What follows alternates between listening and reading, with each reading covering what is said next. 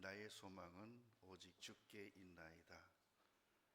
나의 소망이 되며 나의 영원한 하나님이신 고마우신 아버지 하나님, 나를 그 어떤 곳보다 더욱 축복된 곳에 두시고 가장 안전한 곳에 두시고 어디서든지 하나님이 눈동자같이 보호하시며 지키시며 함께 하심을 믿고 감사합니다. 2025년 한 해도 우리에게 허락하셨고 한 해 동안 나와 동행하시며 나와 함께 하시며 앞서 행하심을 감사합니다. 남은 시간도 끝까지 함께 해주심을 약속을 믿고 감사드리며 주님 오시는 그날까지 내년에도 영원토록 함께 하심을 믿습니다. 오늘도 나와 함께 하시는 그분 안에서 그분 앞에서 예배드립니다. 영광 받으시고 우리 각 성도들의 삶의 마음속에 충만케 하시며 축복을 허락해 주옵소서. 예수님 이름으로 기도드립니다.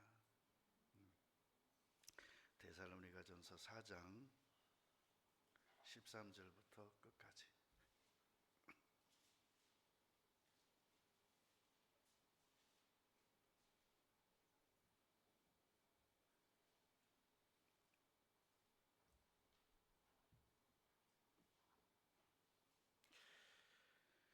형제들아, 자는 자들에 관하여는 너희가 알지 못함을 우리가 원치 아니하노니 이는 소망 없는 다란이와 같이 슬퍼하지 않게 하려 함이라.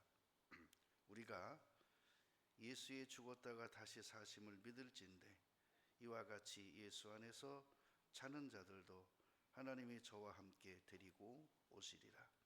우리가 주의 말씀으로 너희에게 이것을 말하노니 주 강림하실 때까지 우리 살아남아 있는 자도 자는 자보다 결단코 앞서지 못하리라.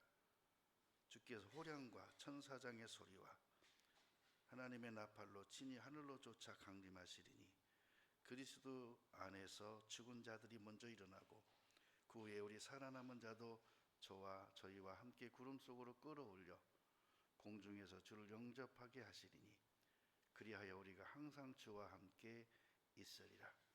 그러므로 이 여러 말로 서로 위로하라.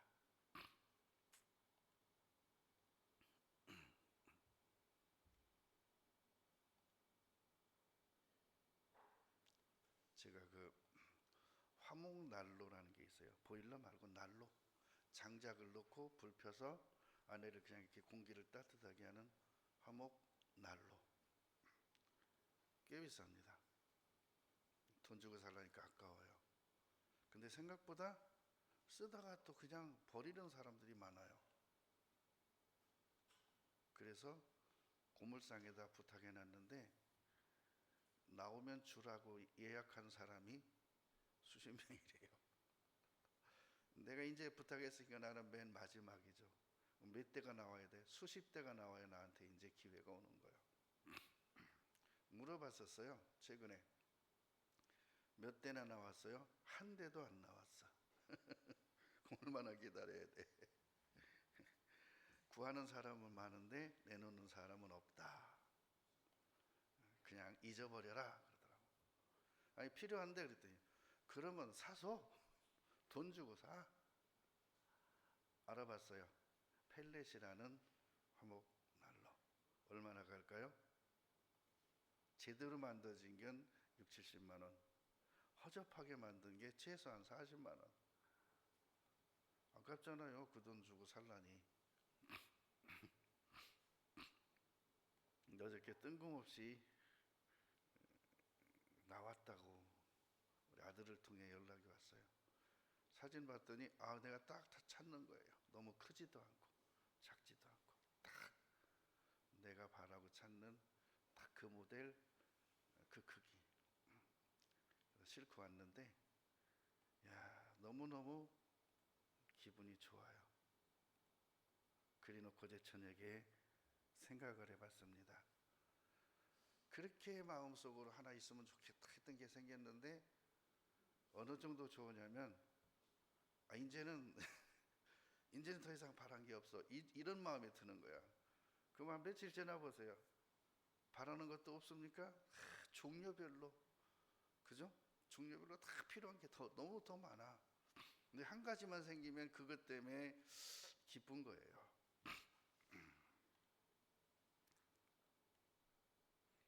제가 저 거창에 가서 화목 보일러를 45만 원에 사갖고 와서 집에 설치를 했었습니다.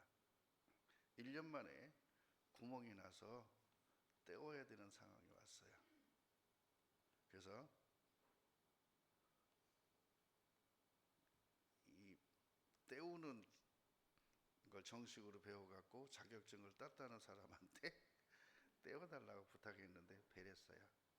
구멍을 더 이만큼 뚫어놔 버렸어요. 물이 쫄쫄 새던 걸 구멍이 뻥 뚫어놔 버렸어. 그래서 쇠 조각을 잘라 대고 용접하라고 했더니 점점점 커지는 거야, 구멍이. 왠지 아세요? 생배 조각을 낡은 배에다가 꿰매니까 같이 터지는 격이 된 거예요. 그래서 이제는 더 이상 떼울 수 없는 상황이 오도록 커졌어요, 구멍이. 너무 큰데 거기를 그라인더로 갈고서 대고서 내가 이렇게 떼었는데 아무리 절 떼어도 물이 조금씩 새는 거야. 펑펑 새지는 않지만 자꾸 새요. 그럼 이게 하루 종일 새면은 어떻게 되겠어요?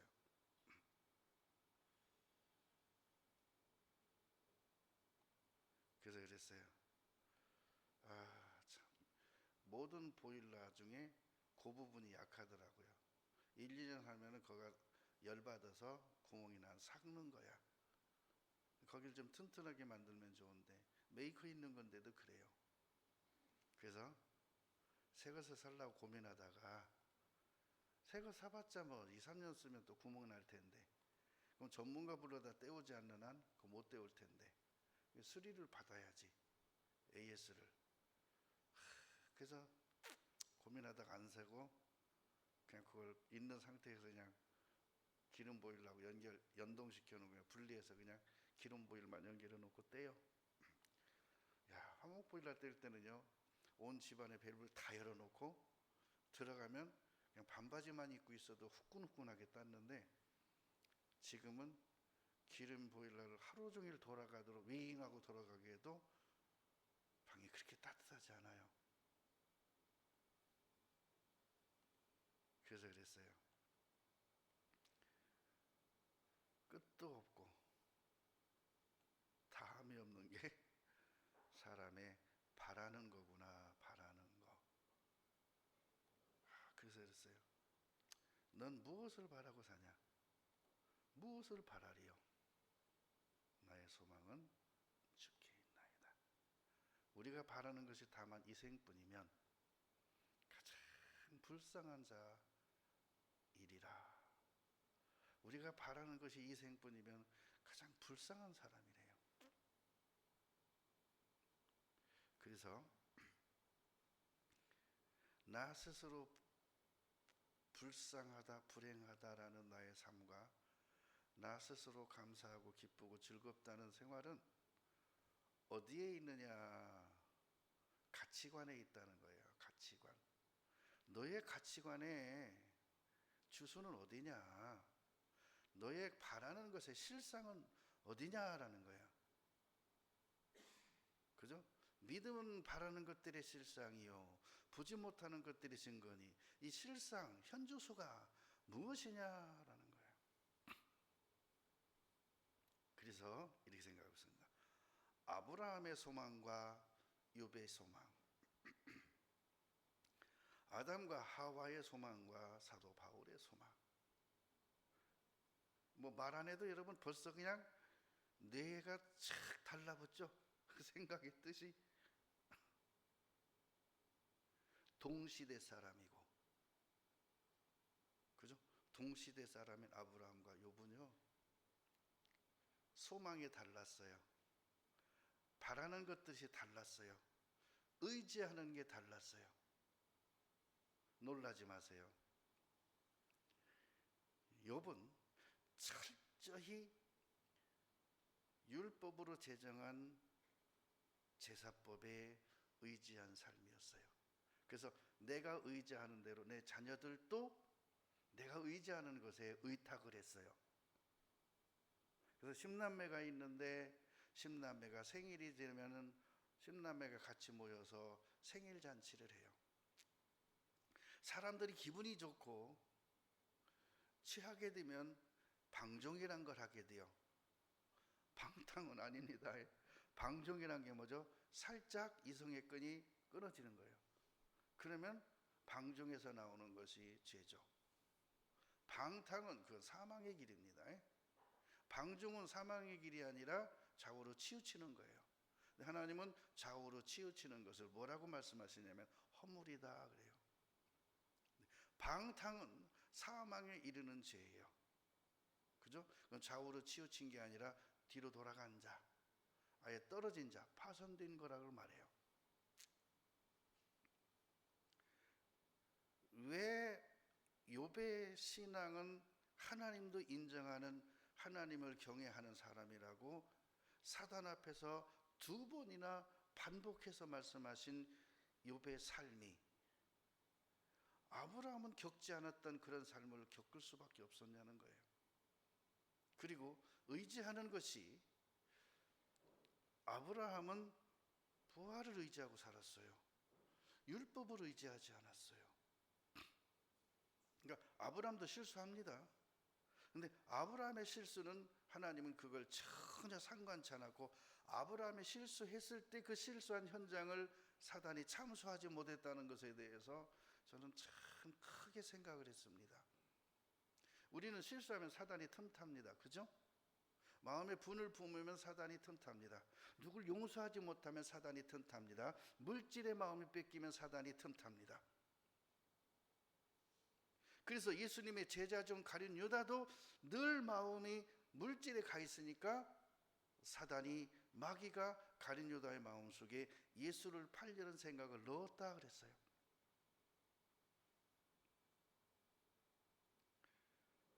그런데 아브라함은 율법의 결과, 율법의 끝, 모든 제사의 완성, 그렇죠?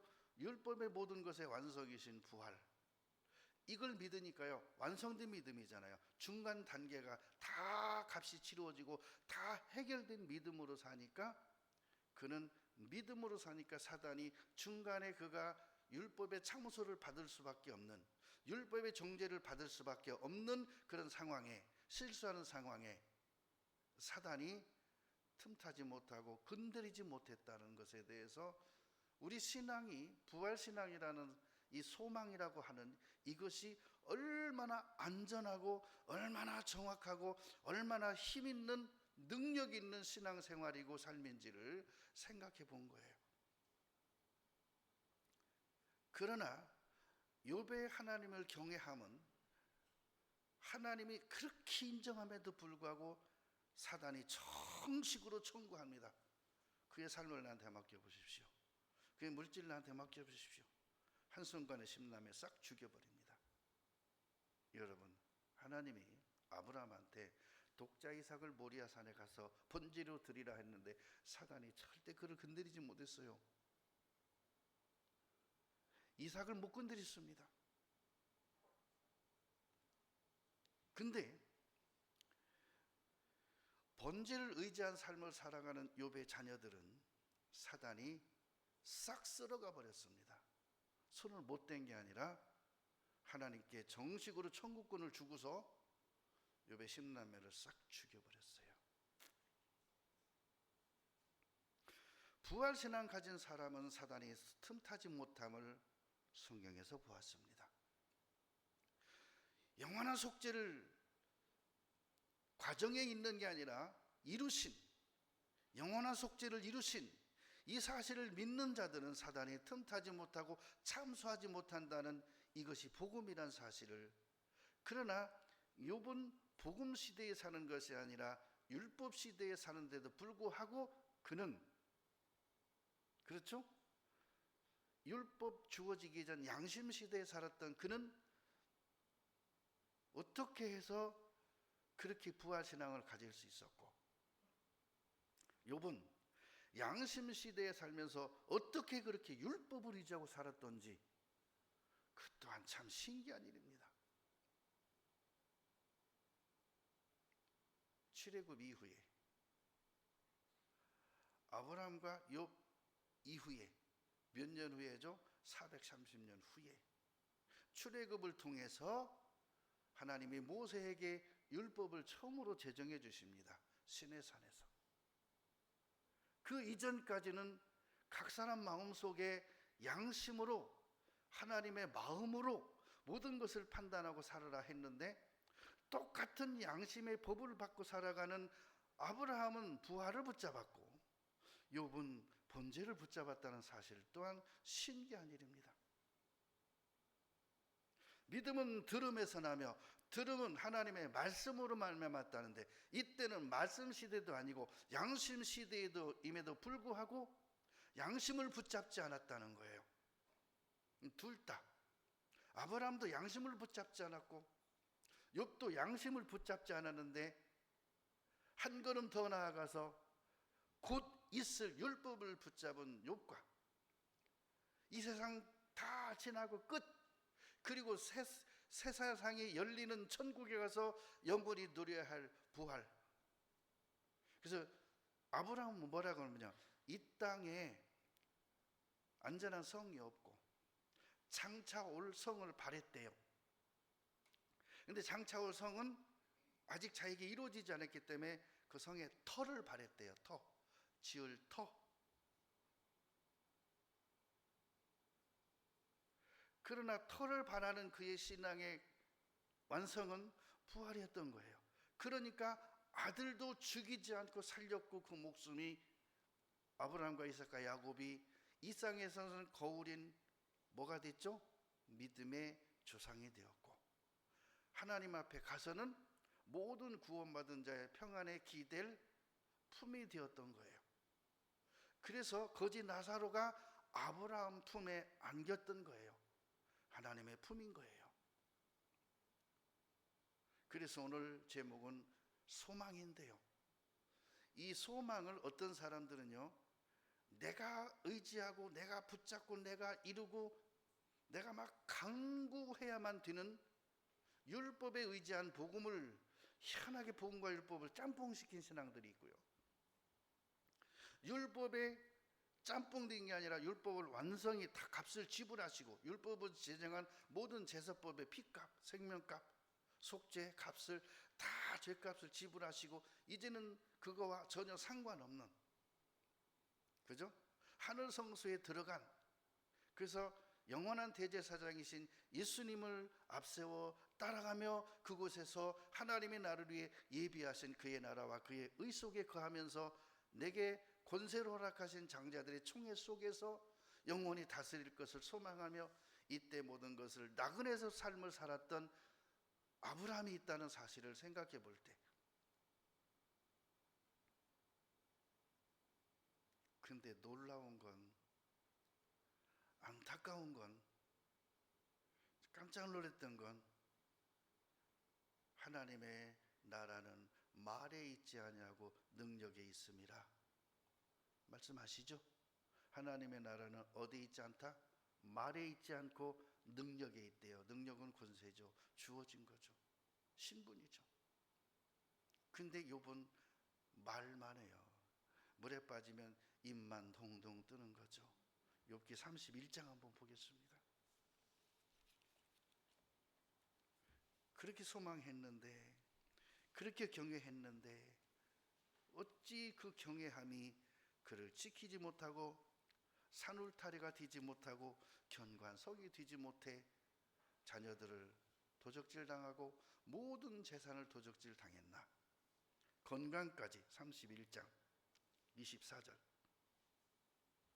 내가 언제 금으로 내 소망을 삼고 정금들은 내 의뢰하는 바라 하였던가. 그래요. 생각은 그래요.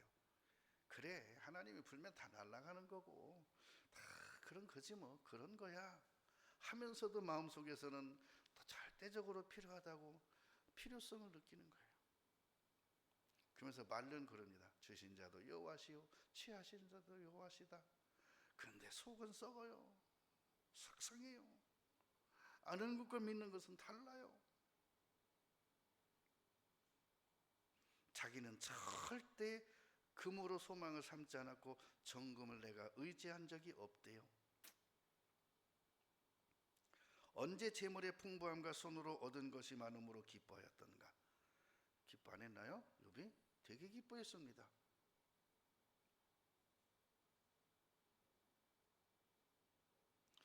자, 욥기 4장 보겠습니다. 4장 5절입니다. 이제 이 일이 내게 임함에 네가 답답하여 하고 이 일이 내게 당함에 네가 놀라는구나. 답답할 게 뭐 있고 놀랄 게 뭐 있습니까? 자기 말대로 주신 자도 여호와시고 취하신 자도 여호와시라면 놀랄 일이 뭐가 있습니까? 그분이 알아서 하셨으니 해야 되는데 말입니다. 왜 놀래요? 율법의 안정성을 믿은 거예요. 율법이 안전합니까? 율법은 안전하지 못합니다. 우리를 지켜주는 게 아니라 너는 율법을 지킬 수 없는, 너는 율법을 행할 수 없는 죄인이라는 사실을 깨닫는데 몽학선생에 불과한 거예요. 그런 율법을 의뢰하면 어떻게 돼요?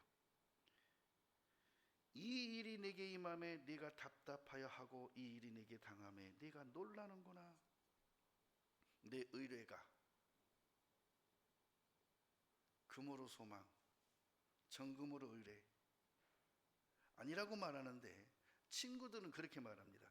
네 의뢰가 경험에 있지 아니하냐. 네 소망이 내 행위에 완전히 함에 있지 아니하냐. 뭐라죠? 너는 말로는 아니라고 하는데 너는 경외함이 의뢰에 있지 않았어. 네가 하나님 앞에 진정 하나님을 의뢰하는 삶이 아니었어. 행위가 아니었어.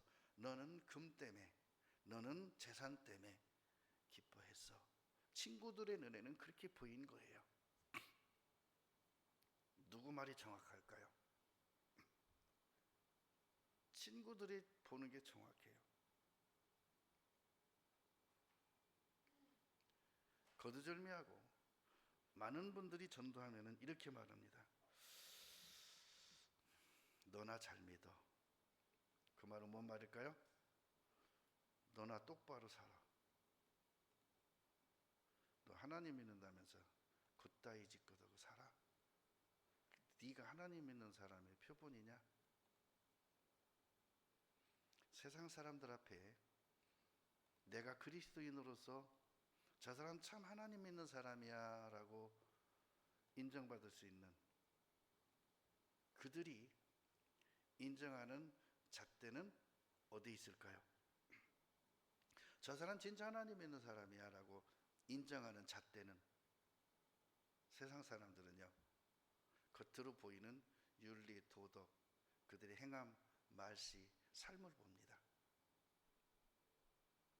근데 어찌 보면 복음주의자라고 말하고 어찌 보면 말씀 중심이라는 사람들의 특징이 그것들을 굉장히 무시하고 오직 말씀하면서 실질적으로 말씀을 가리고 잘라내고 꿰어 맞추고 살아가는 사람들이 참 많아요. 그럽니다. 너 하나님을 경외하고 살았어? 근데 그걸 사단은 인정하지 않습니다. 이 사람이요, 돈 뺏어보세요. 하나님 욕할 겁니다. 건강 뺏어보세요. 하나님 저주하고 죽을 겁니다. 근데요, 욥이 하나님 진짜 저주했습니다. 성경에 나와요. 어떻게 저주했죠? 자기 생일을 저주했대요. 뭔 말이에요? 쉽게 말하면요, 내 자녀가 엄마 나 왜 이렇게 났어? 엄마 나 왜 이렇게 멍청하게 났어? 나 왜 이렇게 지식이 부족하게 났어? 나 왜 이렇게 키가 쬐끄맣게 났어? 엄마 나 왜 이렇게 났어? 그 뭔 말이죠? 엄마를 원망하는 거죠. 저주하는 거죠. 욥이 그랬습니다. 자기 생일을 저주했어요. 그리고 나왔을 때 제대로 높여잡고 엎어놨으면 그냥 질식해서 죽었을 텐데 왜 나를 똑바로 놔뒀냐고 엄마를 또 원망해요. 하나님 원망하고 했잖아요. 다 진짜 사단이 정확히 본 거예요. 근데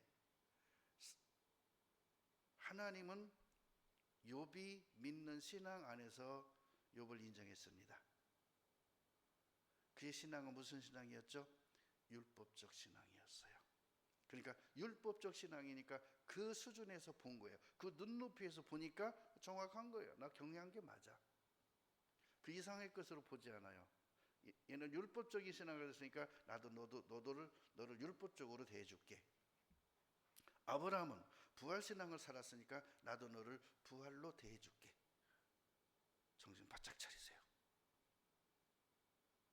하나님은 내 믿음대로 해주셔요. 믿음대로 역사하셔요. 믿는 만큼 역사하셔요. 믿는 만큼 주셔요. 원망하면 원망하는 만큼 대해주셔요. 자, 1장 봅니다. 욥기 1장.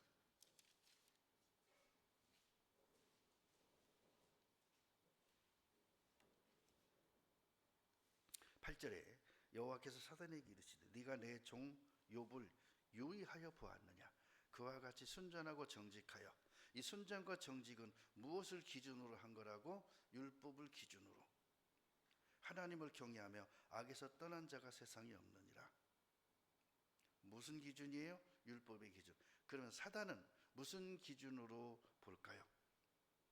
사단은 율법의 기준으로 보지 않습니다. 무슨 기준으로 볼까요? 영원한 속죄, 율법의 요구를 다 이루신 예수 그리스도의 보혈, 부활, 완성이죠? 완성된 끝을 보고 말하는 거예요. 그랬더니 욥은 끝이 없어요. 불완전해요. 율법의 완성이 아니었어요. 그러니까 뭐라 하죠? 아니에요. 제 율법적 신앙이에요. 율법을 정확히 한번 그에게 대보시죠. 그 율법을 이룬 자인가. 사단이 여호와께 대답하여 가로되 욥이 어찌 까닭 없이 하나님을 경외하리이까. 욥의 까닭은요, 내가 내 삶을 율법을 두고 맹세하노니 이렇게 표현하면 맞을 거예요. 내 자녀들의 삶을 율법에 맡겨서 율법을 두고 맹세하노니 그거 불안정한 거예요. 근데 나의 삶을 영원한 속죄 십자가를 두고 맹세하노니 내 신앙의 결말을 예수 그리스도의 부활의 소망을 두고 맹세하노니 흔들 자 없으리라. 그렇지 않습니까? 여러분, 복음이라는 사실은요, 율법을 무시하라는 게 아니라 율법을 한번 공부해 보라는 거예요. 율법이 얼마만큼 나에게 혹독하고 정확하고 1.1획도 빗나감이 없이 정확하게 나를 판단하고 그걸 가지고 나를 정죄하는지. 근데요, 놀라지 마세요. 사단은 율법을 가고 정죄하지 않습니다. 그의 의뢰함이, 그의 경외함이 영원한 속죄 속에 있는지, 부활 속에 있는지, 율법의 요구에 있는지. 그러면 아브라함과 욥은 양심시대 사람에도 불구하고 그는 부활을 의지했고 그는 율법을 의지했다는 사실을 볼 때, 우리는 양심도 있고 율법도 있고 복음도 있고 교회도 있고, 그렇죠? 모든 것을 가진 자라는 것은 그 모든 것을 행할 수 있는, 그걸 가지고 법을 집행할 수 있는 법관처럼. 그래서 그랬어요. 율법을 가진 자가 교통법규를 어기면 그는 범법자가 돼요. 근데 그 행하는 경찰이 무단횡단하면 그는 범법자가 아니라 법을 집행하러 가는 거예요. 똑같이 무단횡단했습니다. 누구는 죄가 되는데 누구는 죄가 안 된다는 사실.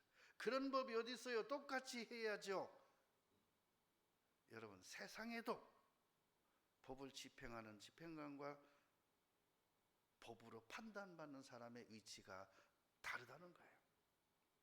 그러면 욥은 율법을 지켜야 하는 자고 아브라함은 율법의 완성된 삶을 살아가는 사람이라면 똑같은 율법을 어겨도 아브라함은 율법을 어긴 자가 아니라 율법을 초월한 집행자가 되는 것이고 욥은 율법에 매여서 율법의 정죄를 받아야 할 위치에 있는 사람이라는 거예요.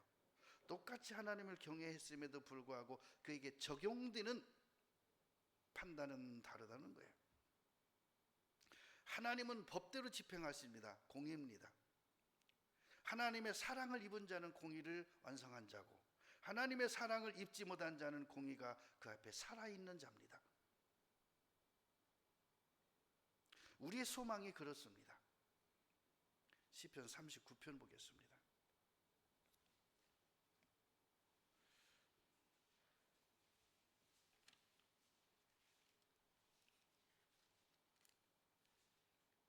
시편 39편 7절입니다. 주여 내가 무엇을 바라리요 나의 소망은 주께 있나이다. 그럼 결국을 몰아볼게요. 자, 아브라함의 바라는 것은 무엇이죠? 보지 못하는 것들이 증거요. 믿음은 바라는 것들이 실상이요. 눈에 보이는 가나안을 바라본 게 아니라 보이지 않는 하늘의 성, 지으실 터가 있는 성을 바랬대요. 그래서 아브라함의 소망은 하늘 소망이라고 표현할 수 있는 하나님의 성. 욥의 신앙은 그림자 속죄소. 하늘에 영원한 속죄소가 있는데 하늘 성소가 아니고 이 땅에 사람으로의 손으로 지은 속죄소, 번제를 드리는 장막, 그걸 바란 거예요. 소망의 차이가요, 하늘의 것이냐 그림자냐, 실체냐 그림자냐, 진짜냐 약속이냐. 약속을 거울이라고 한다면 실체는 직접 얼굴과 얼굴을 대면하는 거예요. 주여 나의 소망은 주께 있나이다. 자, 주가 누구예요? 예수님이에요. 근데 신기하죠? 다윗도요. 다윗도 소망을 예수님께 뒀습니다. 다윗이 실수도 하고 죄도 짓습니다. 그로 인해서 징계도 받기도 해요. 그러나 그가 나이 늙어 죽을 때까지 왕을 할 수 있었던 것은 하나님을 경외함에 있던 거예요. 무슨 경외? 그의 소망은 예수 그리스도의 부활인 거예요. 어떻게 다윗 시대에 예수 그리스도의 부활을 소망할 수 있을까요? 그는 양심 시대도 아니고 율법 시대도 아니고 하나의 그냥 역사서에 불과한 거예요. 역사 속에 한 점에 불과한 인간이 어떻게 영원하신, 시간으로 한 점과 영원한 길이가 어떻게 달라요? 점. 똑딱은 2점이라고 본다면 똑에게 불과한 게 똑딱도 아니야, 1초도 아니야. 그 삶과 영원한 삶은 길이가 다르죠. 그런데 그 점과 같은 인생이 어떻게 영원함 속에 소망을 가지고 살 수 있냐? 이것은 태초부터, 이 세상 창조 전부터 나를 가지시니가 내 마음 속에, 양심 속에, 말씀 속에, 그리고 하나님을 찾아가는 선한 마음 속에 품어주신 거예요. 우리 속에 내재해 있는 진정한 소망은 그것입니다. 영원한 거예요. 그걸 가진 자는 어떤 환난과 핍박과 죽음과 위험과 칼과 어떤 환경 속에서도 그 사랑에서 끊을 수 없기 때문입니다. 절대 끊을 수 없어요.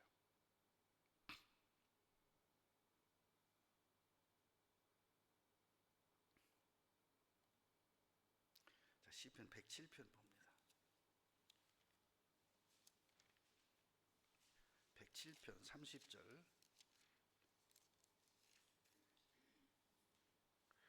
저희가 평안함을 인하여 자, 저희가 평안함을 인하여, 여기서 이 평안함을 예수님이 사경에 무리를 걸어오실 때 제자들이 그 광풍으로 인하여 고통을 당하다가 예수님이 걸어옴을 보시고 베드로가 만일 주시거든 나로 무리로 걸어오게 하소서. 근데 베드로가 예수님께로 걸어가는 상황이 바다가 잠잠해져서 걸어간 게 아니에요. 똑같았습니다. 바람도 불고 파도도 쳤어요.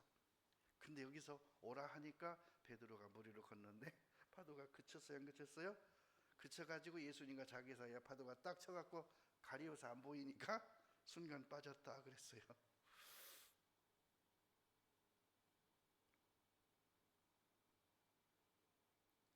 자, 오병이어 기적을 일으키고 제자들을 먼저 건너가라 하고 예수님이 나중에 뒤따라 가는 경우도 있었고요. 그리고 예수님이 함께 배를 타고 가는 상황도 있었어요. 근데 예수님이 피곤해서 배에서 고물은 뒤쪽입니다. 포레폴로 돌아가는 뒤쪽, 거기가 이렇게 평평하게 높아요. 거기에 머리를 대고 주무셨다, 잠드셨다 그랬어요.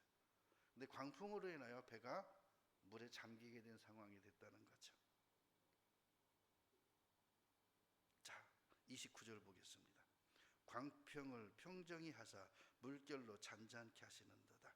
이걸 여러분, 많은 사람들은 이것을요 현실적으로 보고, 그냥 영적으로 보는 것과 현실적으로 보는 게 둘 다가 이게 이 짝이 맞아야 되는데요. 예수님이 그 배에 타고 있으면은 그 배는 안전하죠. 그래요? 근데 물어볼게요. 사도 바울이 타고 있으면 안전하죠. 그래요? 베드로가 타고 있으면 안전하죠. 그래요? 사도 바울이 탄 배는 산산조각 부서졌습니다. 베드로가 탄 배는 깔아앉게 생겼습니다. 물이 가득 찼습니다. 예수님이 탄 배도 바람도 여전히 불었고 배가 가라앉게 됐어요. 이때 제자들 마음속에 바람 불고 배가 가라앉게 되는 상황 속에서 그들의 마음에 평안했더라면 거기서 그들은 예수 그리스도의 가진 권세와 능력과 창조자의 권세로 바다를 잠잠케 하고 바람을 잠잠케 할 수 있었을 거예요. 그러나 예수님이 함께 해도 내 마음이 불안하면, 예수님이 나와 함께 해도, 예수님이 내 삶에 함께 해도, 내 가정에 함께 해도, 내 마음속에 함께 해도 내가 순간 나와 함께 하시는 예수님을 잊어버리고 바람과 바다를 두려워하면 그는 죽는다는 거예요. 소망은 예수님이 함께 안 하기 때문에 내 소망이 약해지는 게 아닙니다. 예수님이 나를 버렸기 때문에 내가 환난 속에 있기 때문에 이것이 내 소망이 없어지는 건 아닙니다. 여러분, 예수님께 소망을 둔 사람은 생활이 어려우면 어려울수록 예수님을 더 단단히 붙잡습니다. 환경이 궁핍하고 곤란하고 곤란 속으로 정말 난감한 삶으로 치달으면 치달을수록 더 급히 가면 갈수록 그는 더욱더 강하게 예수님을 붙잡습니다. 이건 아주 당연한 거예요. 근데 조금만 어려우면 예수님을 놓고, 조금만 어려우면 예수님을 잊어버리고, 조금만 어려움이 오면은 예수님을 내 마음 밖에 모셔둔다면 이것에 대해서는 어떻게 평가하고 어떻게 이걸 판단해야 할까요? 그런 사람에 대하여. 근데 예수님은 놀라지 마세요. 나는 그런 사람입니다. 예수님은 날 어떻게 대하실까요? 그런 나를 예수님 어떻게 대하실까요? 응? 어떻게 대하실까요? 야, 내가 너와 몇 년을 함께 했는데 이렇게 말씀하셨습니까? 넌 언제 철들래? 네 나이가 몇인데? 그러셨습니까? 아닙니다. 깨어서 바람과 바다를 꾸짖으신데 잠잠해졌다.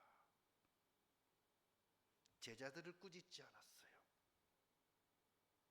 그럼 이들이 왜 이렇게 좌불안성했을까요? 풍랑 앞에서, 바람 앞에서 이들이 왜 이렇게 두려워했을까요? 바닷물이 배에 들어와 배가 잠기게 됐다 해서 이들이 두려웠던 이유는 단 하나입니다. 무엇을 지시고 말하느냐면 부활에 대해서. 죽으면 살겠고 무릇 살아서 나를 믿는 자는 영원히 죽지 아니하리니 이것을 네가 믿느냐? 이 사실을 지시고만 알았던 거예요. 근데 나중에요, 예수님의 부활을 확인한 베드로는요, 물 위로 걸어오라 하셔서 안 하고 그냥 물 위로 뛰어들어 걸어 나가요. 예수님은 오라 안 해도 그땐 물 위에 서서 그 물을 끌고 나가요. 그 물은 물속에 감져 있고 자기는 물 위에 서서 그걸 끌고 나간다니까, 무트로. 부활이 확실한 사람은, 아브라함의 믿음을 가진 사람은, 부활신앙은 내가 부활신앙이라고 초입에 말씀드렸습니다. 그는 세상의 그물을 끌고 갈 수 있습니다. 세상의 짐을 끌고 갈 수 있습니다. 그러나 율법에 의지한 신앙은 세상 물결에 빠집니다. 세상 그물에 같이 빠집니다. 끌고 갈 수가 없어요. 인생의 짐을 지고 갈 힘이 없는 거예요. 넘어지고 자빠지고 쓰러지고 좌절하는 거예요.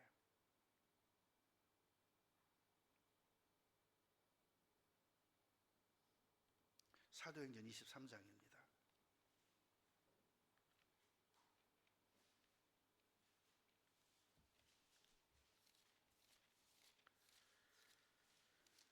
사도행전 23장 6절입니다.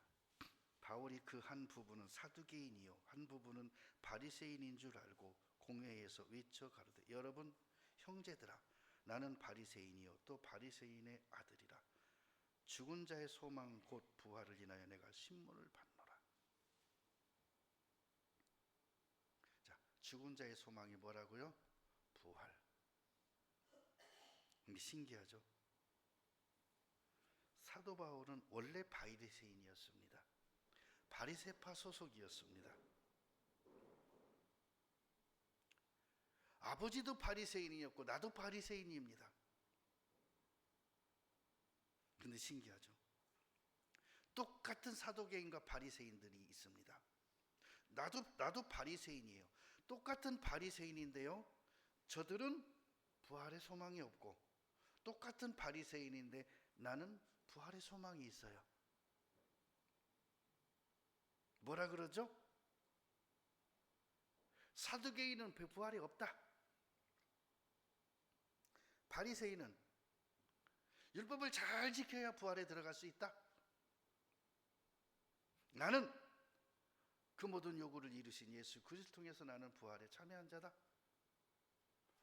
똑같은 바리새인인데 왜 이렇게 다르죠? 똑같은 시대의 아브라함과 욥이 왜 이렇게 다르죠?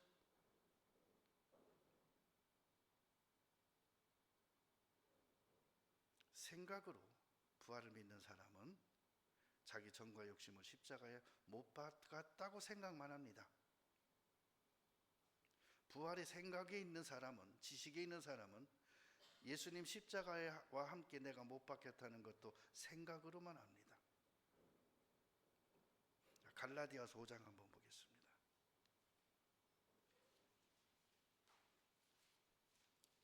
갈라디아서 5장 24절입니다. 그리스도 예수의 사람들은 육체와 함께 그 정과 욕심을 십자가에 못 박았느니라. 여기서 놀라지 마세요.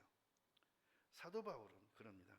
그리스도 예수의 사람들은 뭐와 함께? 육체와 함께, 내 육신과 함께 그 정과 욕심 십자가에 못 박았대요. 근데 생각만 받고 따라오는 후메네올 알렉산더, 이들은 십자가에 자기들의 정과 욕심을 육체와 함께 생각으로 박은 사람들은 환경이 바뀌고 어려움이 오면 떠납니다. 근데 사도 바울은 그리스도의 사람들이 이렇게 못 박았는데 너도 박혔냐라고 물어볼 때, 너도 박았냐라고 물어볼 때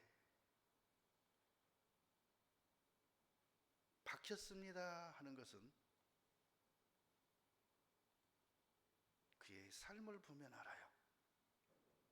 아브라함의 삶을 보면 그는 확실히 그리스도와 함께 십자가 못 박았다는 것을 누가 봐도 알 수 있어요.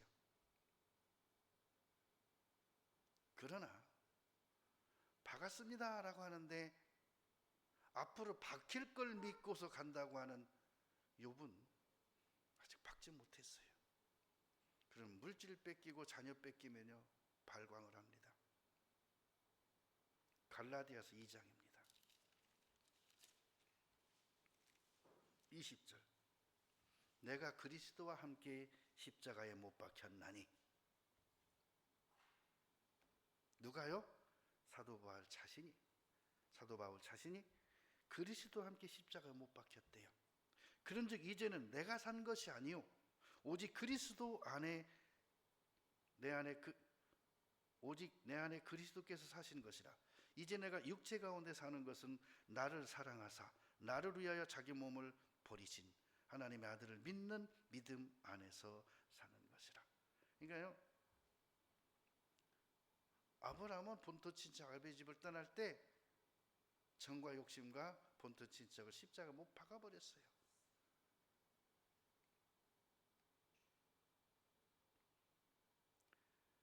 그리고 이 사실을 믿고 가기 때문에 나는 구원의 은혜를 입었어요. 부활의 소망을 가졌어요. 가장 큰 소망을 가졌어요. 가장 확실한 소망을 가졌어요. 그러니까 사도 바울입니다. 나는 하나님께서 아들을 통해 주신 구원의 은혜, 부활의 은혜를 주셨고 받았기 때문에 그 누구도 이 은혜에서 나를 끊을 자 없다. 이 은혜를 무력화시킬 자 없다.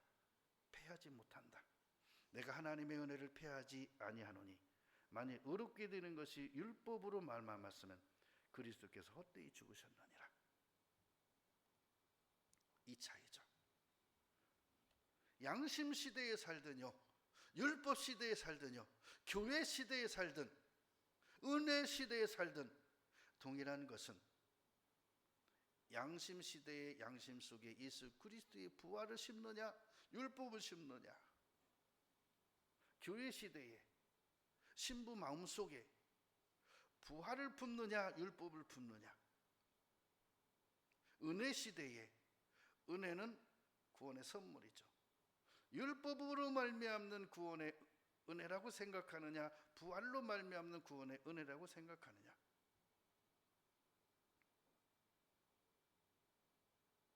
그러면서 그래요. 내가 그리스도와 함께 십자가에 못 박혔다. 심지어는 예수님께서 제자들에게요, 내가 환난을 받아 시험을 받아 재판을 받아 죽고 사흘 만에 다시 살아나리라 하시니, 죽었다가 사흘 만에 다시 살아날 것을 가르치시니 제자들이 놀라 다 도망갔다 그랬어요. 그리고 세 제자만 남았어요. 너희도 가려느냐? 영생의 말씀이 주께 있으니 우리가 어디로 가리이까? 그러면 많은 사람들이 엘리야, 모세 그 중에 한 사람이라고 합디다. 너는 나이를 누구라 하느냐? 주는 그리스도시요 살아계신 하나님의 아들이니이다. 그게 율법적이냐 부활이냐, 그 소망이, 그 고백이, 그 믿음이 골로새서 1장입니다.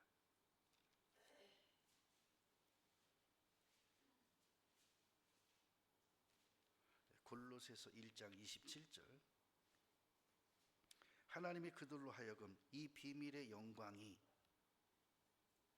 이 비밀의 영광이 이방인 가운데예요, 이스라엘 가운데예요? 여러분, 비밀의 영광은 이스라엘에게 주지 않았어요. 물론 처음에 약속했죠. 그러나 이것이 이방인에게 지금은 옮겨왔어요. 어떻게 풍성한 것을 알게 하려 하심이라. 이 비밀은 너희 안에 계신 그리스도니 곧 영광의 뭐다? 소망이니라. 소망은 뭐라고요? 영광, 부활입니다.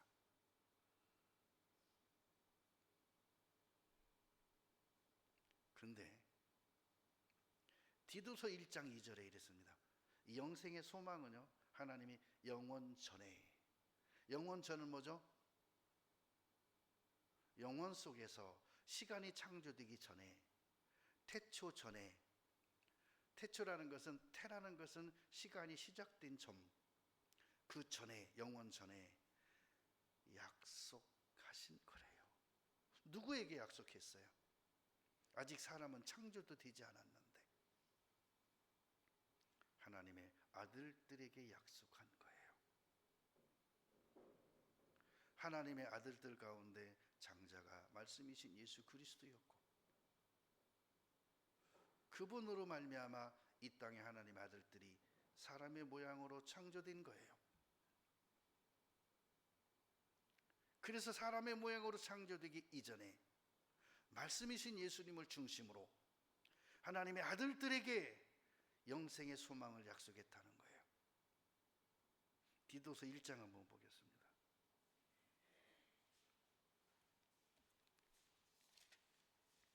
디도서 1장 2절에 영생의 소망을 인함이라. 이 영생은 거짓이 없으신 하나님이 언제? 영원한 때 전이에요? 그때예요? 그 전이에요.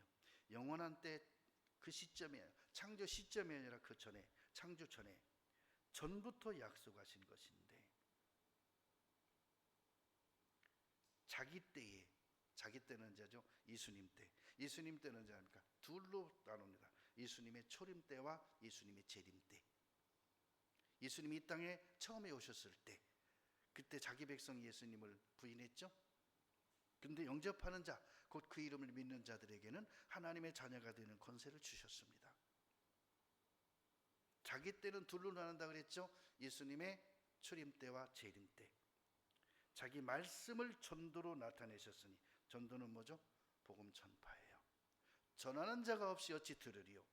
이 전도는 우리 구주 하나님의 명대로 내게 맡기신 것이라. 그래서 반드시 전도는 해야 되는 거예요.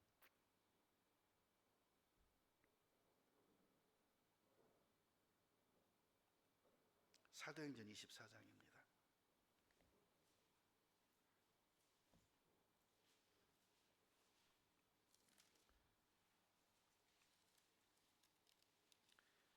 사도행전 24장 15절. 저희의 기다리는 바 하나님께 향한 소망을 나도 가졌으니, 자, 하나님께 향한 소망을 나도 가졌으니 곧 의인과 악인의 부활이 있으리라 합니다. 하나님께 향한 소망은 부활의 소망입니다. 이것을 누구도 가졌다고요? 사도 바울 자신도 가졌대요.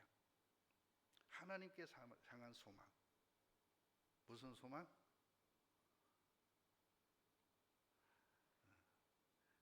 7개 초대교회를 세울 소망? 교회 건축의 소망? 네? 사도 바울이 7개의 교회를 세웠죠. 아시아에. 그 소망? 그 소망이 아니라 사명입니다. 여러분, 소망과 사명을 구분해야 돼요. 그거 구분 못하면 안 돼요. 사명은요, 하나님 주께서 내게 맡기신 내 삶입니다. 나의 삶. 이 사명이 없는 자는 삶의 방향이 없어요. 제가 옛날에 참 영화를 좋아했는데요, 요즘은 영화를 보면요 답답하고 짜증나서 못 보겠어요. 진짜 재미가 없어요. 그런데 재미있는 거 딱 하나 있어요. 뭔지 아세요? 스포츠. 스포츠도 쓸데없는 구기 종목은 싫어합니다. 혼자 힘장을 하는 것. 선의의 경쟁. 두 가지입니다. 개인전과 단체전. 자, 단체전도 둘로 나눕니다. 릴레이와 팀. 팀이 대부분이 배구, 농구, 축구. 그 팀 중에 릴레이가 계주, 그죠? 피겨스케이트 있어요. 여기서 바톤이 잘 되면요, 조금 잘못 달려도 1등합니다. 아무리 잘 달려도요, 바톤을 터치를 잘못하고 바톤 놓치면요, 꼴찌합니다. 한 사람이 열심히 달려와서 앞에 있는 사람한테 바톤을 돌리는데 이 사람이 이제 딱 거리를 두고 전력질주 하다가 뒤로 손을 딱 내밉니다. 줄라는데 이게 안 맞아, 서로가. 답답하니까 가 손을 붙잡아 갖고 주던 거 있지. 그 사이에 놈들은 다 뛰어가서 버렸어. 이렇게 주면 받아야 되는데 얘는 달라고 이렇게 했는데 이 주는 애는 이걸 못 주는 거야. 아마 뭐가 잘못됐습니까? 둘 다 부족함이 없는 사람들입니다. 근데 뭐가 부족했죠? 서로 주고받는 약속에 훈련이 안 된 거야. 지금 이 말 잘 들으세요. 하나님은 나에게 정확히 주시는데 내가 받는데 서툴러요. 그러면 안 되는 거예요. 주시면 아멘 하고 받으면 되는 거예요. 그걸 이렇게 주냐 저렇게 주냐, 아니요. 받는 습관이 중요한 거예요. 받아들이는 습관, 믿음의 습관이 굉장히 중요한 거예요. 소망이 그런 거예요. 잘못된 것을 소망하면 그건 그 수준에서 끝나는 거예요. 율법의 소망을 가진 자는 그 수준에서 끝나는 거예요.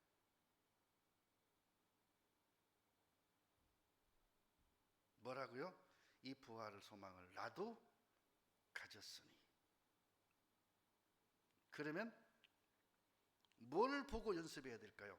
사도 바울의 신앙의 삶을 보고 아브라함의 삶의 소망을 보고 그의 삶의 내용을 보고 우리도 그렇게 연습하고 따라가면 되는 거예요. 그 이외에는 방법이 없습니다. 다른 방법을 쓰면 틀려요. 안 맞아요. 전기 코드를요, 꽂을 때 있잖아요. 콘센트 안에 구멍이 4개가 있습니다. 혹은 3개가 있습니다. 구멍 2개는 플러스와 마이너스 그걸 뽑는 구멍이고 또 하나는 무슨 구멍인지 아세요? 껍데기를 고정시켜 놓은 핀을 박아 놓은 구멍입니다. 하나는 제대로 구멍을 꽂았지만 하나는 나사가 박힌 구멍에다 대고요, 아무리 밀어넣어도 안 들어갑니다. 망치로 때려서 깨져도 안 들어갑니다. 그것은 전선 구멍이 아니라 이 캡을 고정시켜 놓은 핀이 박힌 구멍이기 때문인 거예요. 근데 보이는 데서는 포괄선입니다. 근데 안 보이는 구석에 있는 것을 이렇게 파가지고 넣어가지고 대충 방향 놓쳐서 꽂으려면요, 한참 헷갈립니다. 이게 방향 맞추느라고. 근데 이렇게 하고 맞추다 보면 딸깍 맞죠? 이게 나사 구멍인지 제대로 된 구멍인지를 어떻게 합니까? 근데 이게 있습니다. 반드시 콘센트 구멍은 정확히 이렇게 되어 있습니다. 45도, 여기 아니면 여기입니다. 이렇게 꽂으면 반드시 하나는 핀이 꽂힌 구멍입니다. 다르게 꽂으면 구멍이 없습니다. 45도입니다. 그러니까 이걸 방향을 어떻게 맞추냐? 이것이 선이 나간 거 있잖아요. 그 선이 나간 구멍이 정확히 밑으로 가면 이건 45도가 됩니다. 이건요, 알아야 돼요. 그 원리를 알아야 돼요. 콘센트가요, 쓰다 보면 속에 가운데 접지선이 있고요, 콘센트가 꼽히는 양쪽에 구리로 된 2개가 있습니다. 이거요, 뚜껑 열어가지고 쏟으면 다 쏟아져 버립니다. 다 빠집니다. 물어볼게요. 고장입니까?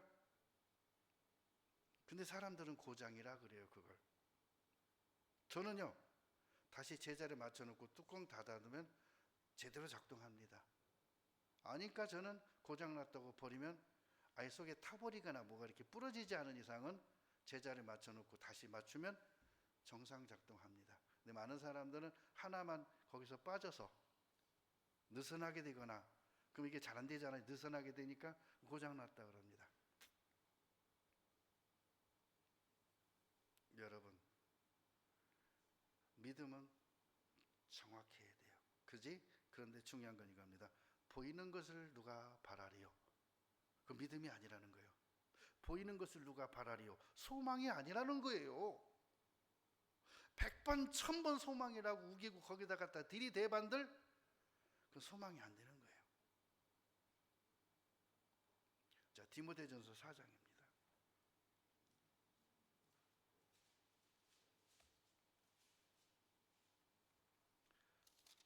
자, 디모데전서 4장 10절입니다. 이를 위하여 우리가 수고하고 진력하는 것은, 자, 진력이 뭐예요? 그냥 입에 단내 나도록 최선을 다하는 거예요. 우리 소망을 살아계신 하나님께 두미니 그리고 모든 사람 특히 믿는 자들의 구주시라.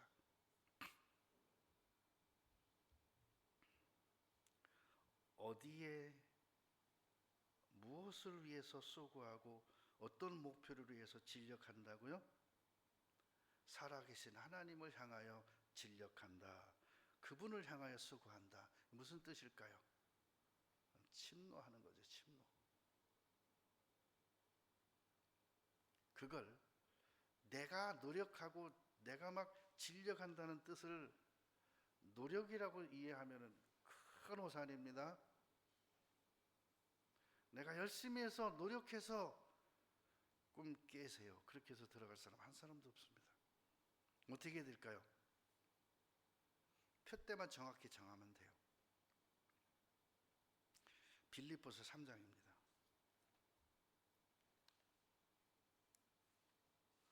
빌립보서 3장 13절. 형제들아, 나는 아직 내가 잡은 줄로 여기지 아니하고 오직 한 일, 즉 뒤에 있는 것을 잊어버리고 앞에 있는 것을 잡으려고 표대를 향하여. 앞에 있는 게 뭐죠? 그리스도 예수 안에서, 예수님 떠나서는 아닙니다. 안에서 하나님이 위에서 부르신 부름의 상을 위하여 쫓아가노라. 그럼 하나님을 향하여 진력한다는 게 무슨 뜻일까요? 하나님을 향하여 진력한다는 게 뭘까요? 이런 거죠. 내가 맛있는 걸 들고 계열말을 풀어놓고 부릅니다. 자, 이리 와라 하고 맛있는 걸 흔듭니다. 그러면 얘네들은 진력해서 서로가 막 먹으려고 쫓아오겠죠. 누굴 향해 와요? 나를 향해. 근데 이들이 목적한 건 뭐였죠? 내 손에 든 이거. 이해하셨습니까? 하나님을 향하여 진력하는 것은 그분이 나를 향해 지금 부르고 있는 게 있어요. 네? 손에 붙잡고 흔들고 있는 게 있어요. 그게 목표라는 거예요. 근데 갈 때 혼자는 안 돼요. 누구 안에서? 예수 그리스도 안에서 쫓아가는 거. 이걸 표대를 향해 가는 것을 침노라 그래요.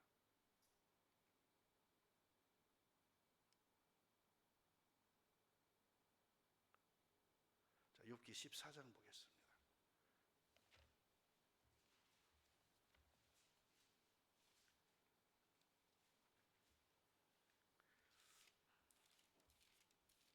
욥기 14장 7절입니다. 나무는 소망이 있나니 찍힐지라도 다시 움이 나서 연한 가지가 끊이지 아니하며.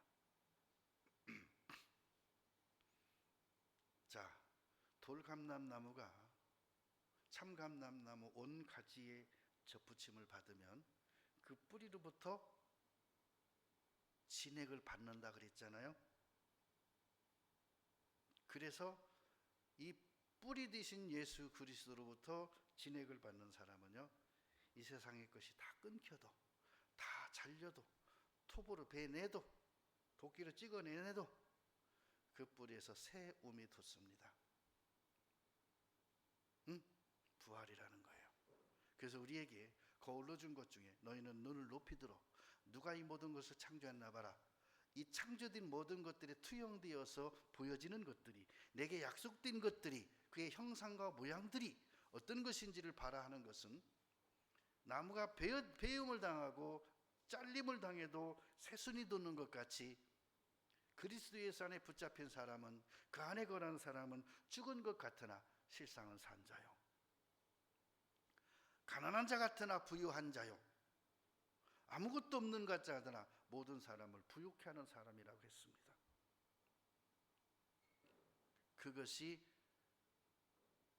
새 나오는 우물 또 잘랐습니다. 또 나온다는 거예요.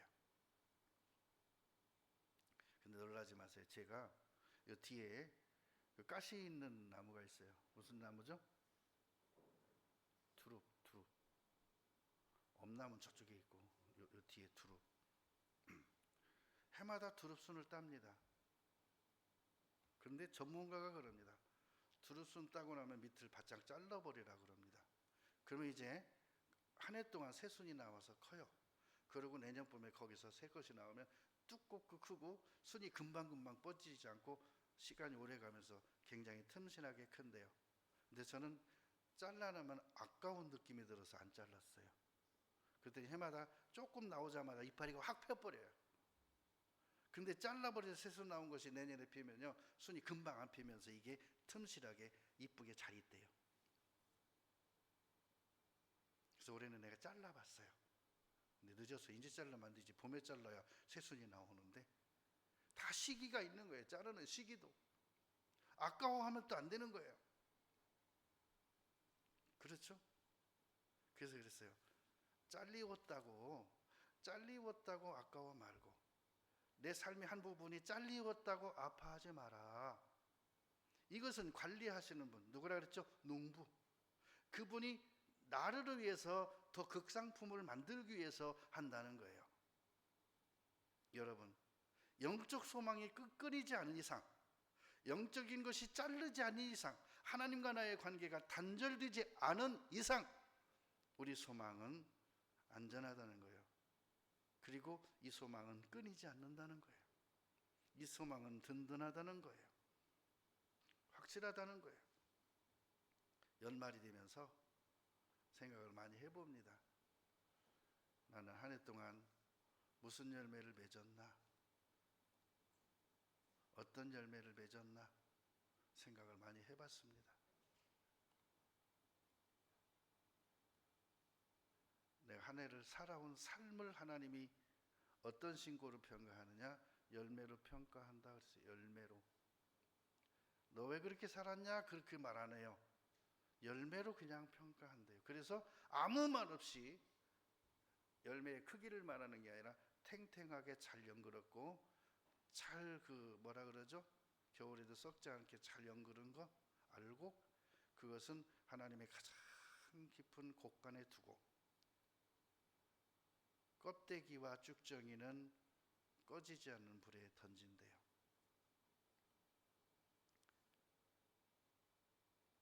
하나님이 기억하는 것은 그 나무를 기억하는 게 아니라 뭘 본다고요? 열매.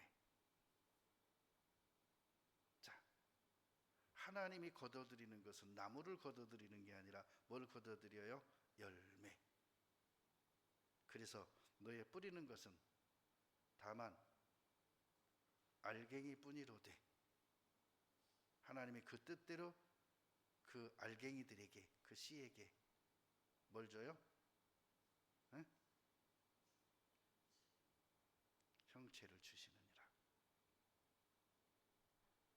그래서 하나님은 나무를 보지 않듯이 우리 삶을 보지 않습니다. 하나님은 나의 사람은 삶을 보지만 하나님은 우리의 열매를 보십니다.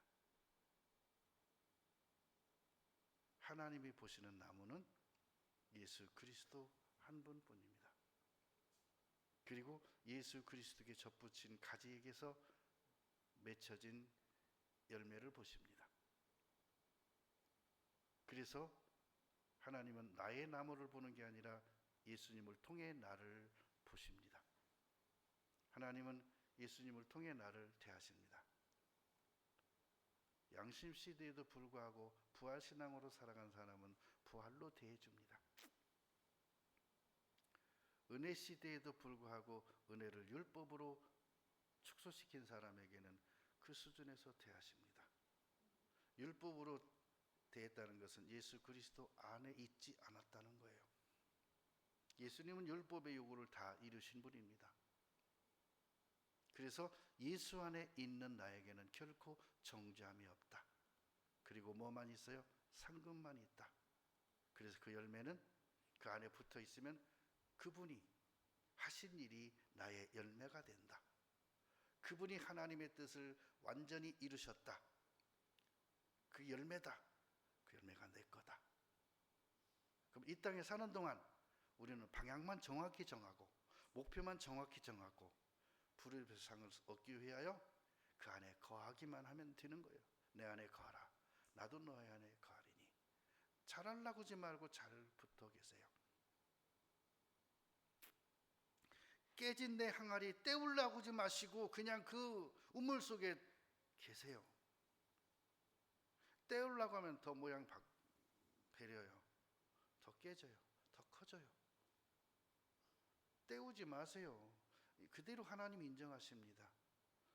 깨진 그릇 하나님이 해결하셔야지 내가 때울 수 없잖아요.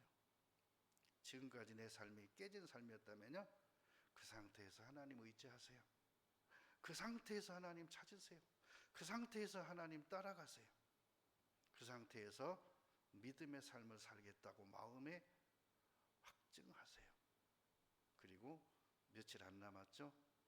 남은 시간 정말 여러분 말씀 많이 쓰시고 암송하시고 내년 한 해도 그렇게 사셨으면 좋겠습니다. 함께 기도하겠습니다.